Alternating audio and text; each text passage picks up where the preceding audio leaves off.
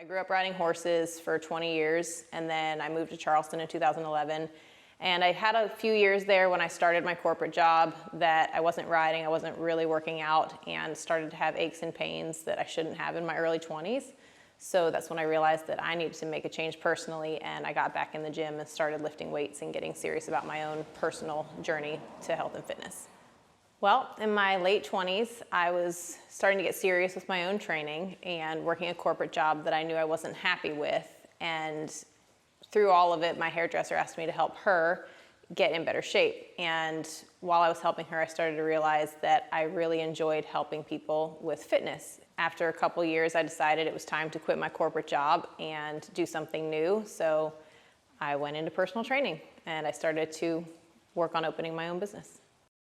In my corporate job, it was negative. I was in risk management at the end, and nobody wanted to see you, nobody wanted to work with you, you're the bad guy. Now, people want to come see me. I'm more than a personal trainer in a lot of senses. I'm also a therapist. They come here, they get to vent about all their problems. It's a safe space, and they also feel more confident when they leave here. They notice changes in their body, and it's a positive impact on their lives. So it's a much more fulfilling and positive job. Get ready to grind and be okay with the grind, because especially if you're trying to open your own business, there's going to be times when you're spread really thin. But one, prioritize your personal business, but in order to keep the money flowing the way it needs to be successful, you're going to have to work long hours, and just know that it's not forever and just get through it. I hate them. I think if you have a true medical issue like diabetes, then yes, absolutely, it's good for you and you should take it.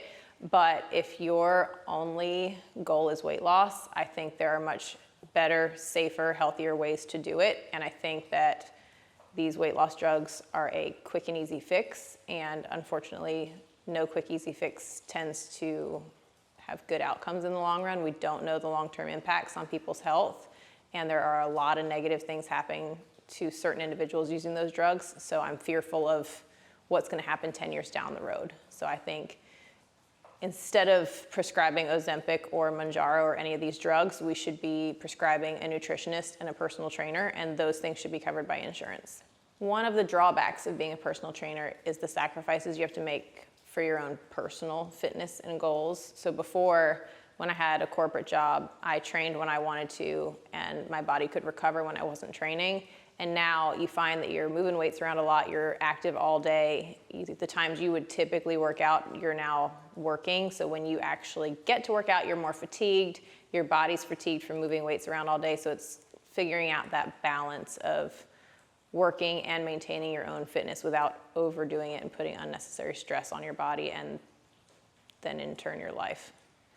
In the next 5 years, I hope to have a bigger space and potentially some people working with me. I'd love to have more trainers in the facility that I'm working out of that I hopefully own and run, so that we can help more people and make even more of an impact. I'd also like to further develop my online training platform. I have an app that's Foolproof Fitness, and that way I can help people that aren't necessarily in South Carolina.